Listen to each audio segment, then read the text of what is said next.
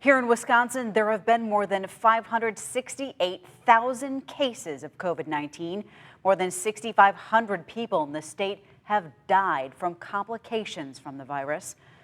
Numbers aside, it's the people, small businesses, and healthcare workers who have endured the most this past year. Tonight, NBC 26's Eric Krest met up with two women who are entrepreneurs in Shiocton to hear how they've managed this past year with a bit of help from their community. Just about everyone experienced some unforeseen challenges this past year, but especially those who own small businesses. Now, tonight we heard from two women who own small businesses here in Shiocton about how they managed the pandemic so far.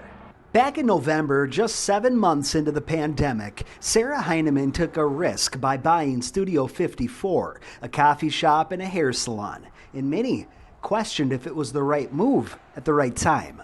It's not going to last. What are you going to do? What if we have another shutdown? Initially, Sarah says curbside orders were one of the main means to make ends meet. But eventually, she got to let customers back in, and they didn't disappoint.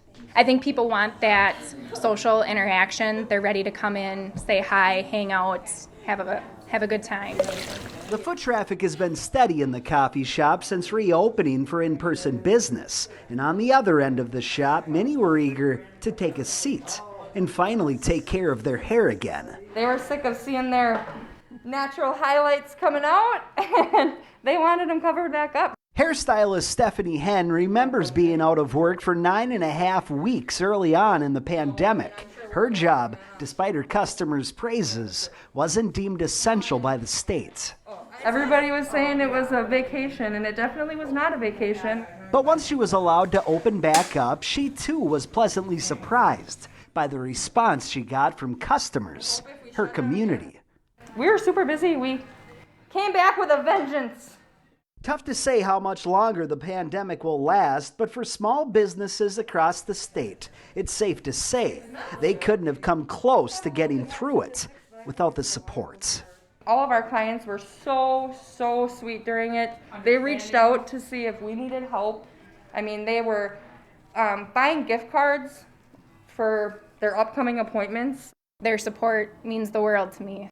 And while both of the entrepreneurs we just heard from said this last year was challenging with the ever-changing CDC guidelines and expectations, they say without this community support, it would have been so much more difficult.